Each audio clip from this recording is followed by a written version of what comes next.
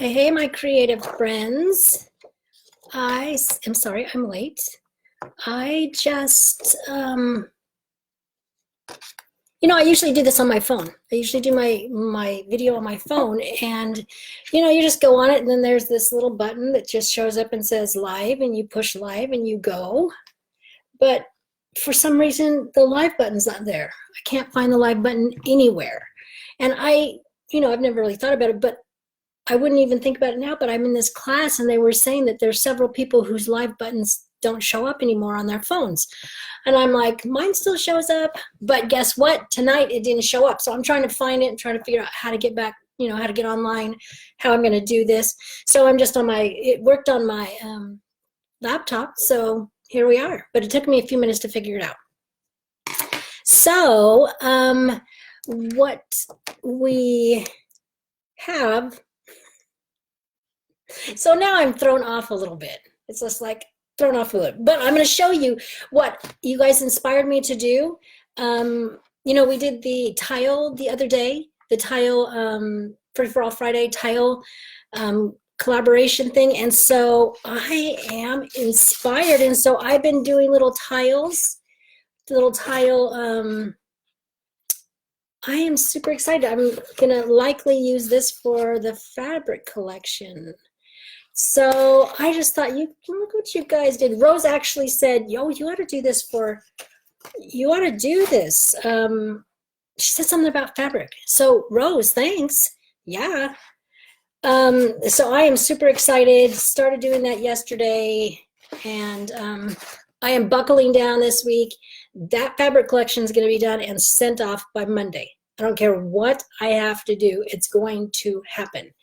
So let's see. That's going on. And also, well, I don't see Rose on here. So if I see Rose, I was going to tell Rose something. But so let's see. What's our tip today? Oh, I've been working on a lot of business stuff, like signing up for Amazon affiliate link to be an affiliate, and that's a process. And you have to make, have some things happen there and have people buy some stuff, and so it's just like all these things I'm doing, separating my website into my portfolio and then into the other stuff. So hey Trisha.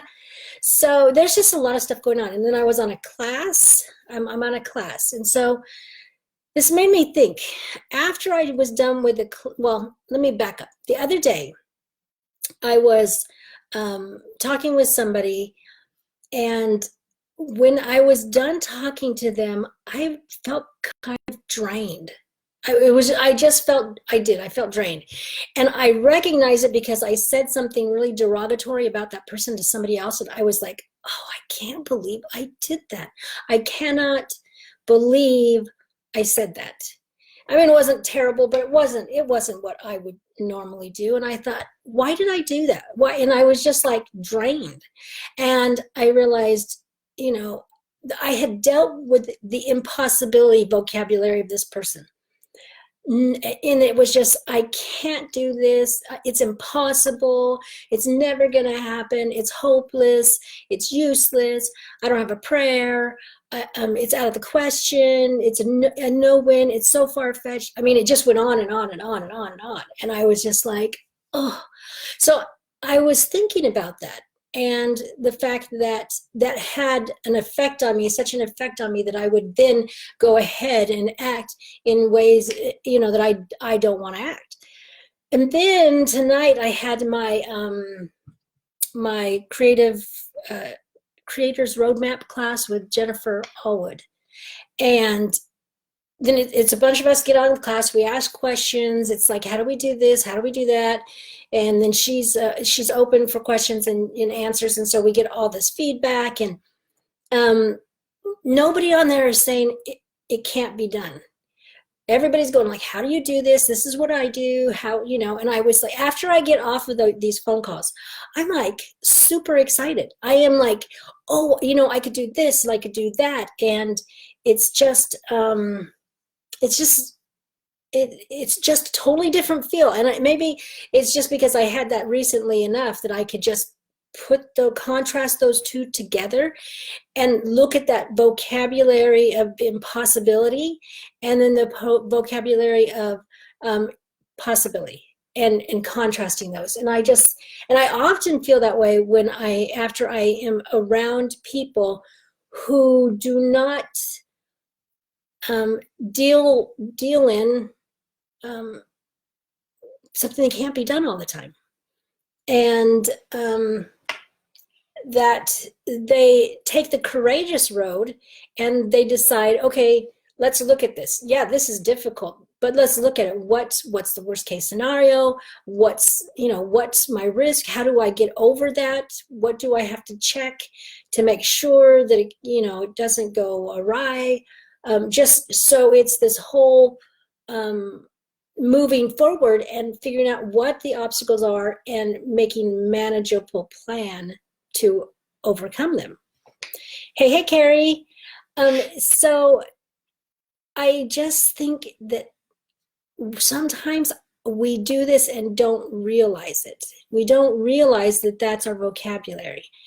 And I don't think so, like this other person, I don't think they really realized it. And I don't know.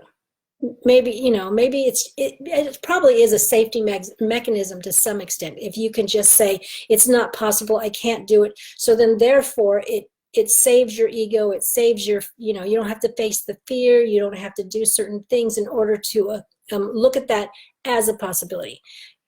Because that is what we have to face some fears. We have to look at some of the risks square on and say, okay, this is an obstacle. What can I do? I am constantly saying, I don't know how to do this. I don't know. How is it going to work? What do I need to do? Where do I need to go to get the answer? Who can help me? I mean, I'm constantly doing that. It's not a matter of, you'll know all of a sudden just because you start to push that impossibility vocabulary out of your life. It's just that you start to open yourself up to possibilities. You start to open yourself up to what if. You start to open yourself up into actually accomplishing some of the things that you might want to accomplish.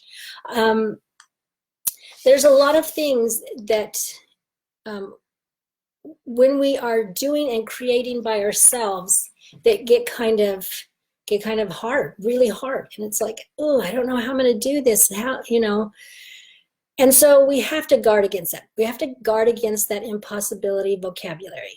And it was just really clear to me. So look at things that are difficult and be real about it. Don't, it's just roses and everything. It's not, there's some things that are going to be way difficult. So, but how do we address it? Let's get a plan and act on the plan. Because what happens with a negativity, we have a natural negativity bias. I think I talked about that in video 50.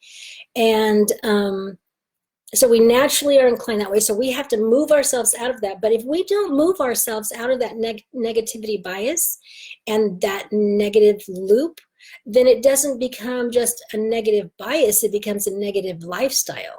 So you move into this negativity lifestyle, and that's nowhere you want to be. It's nowhere. Nobody wants to be with that. And it was, and when I said that thing about that person afterwards, I was just like, oh, you know what? I can't allow myself to be sucked in. I have to be accountable for myself and say, you know what? You can't buy into that. You've got to help stop that, because it's corrosive. It just kind of eats at things. So anyways, so let's see. There's a quote. Okay, creative colleague Chase Jarvis, once you've labeled your risks as far as something really difficult, once you've labeled your risks and your plans to deal with them, your outlook will change. What felt impossible will feel doable, exciting, filled with promise. And I think when we are dealing with our families, jobs, anything, if we can look at a difficulty and say, this has promise. This is hopeful. I mean, that's a way better way to go about dealing with things. So that's the tip, to get rid of the impossibility vocabulary and embrace that idea of possibility. Just start rephrasing. Just get rid of I can't, it's impossible. Right there, just say, don't ever say it's impossible. I mean, you know. So that's the tip for tonight. Thank you again for giving me ideas so that I could do this, because I think it's going to be great. And that's it. So remember, you have a creative heartbeat, so listen for it, and I will be back tomorrow. So bye. Oops, I can't do it with my finger.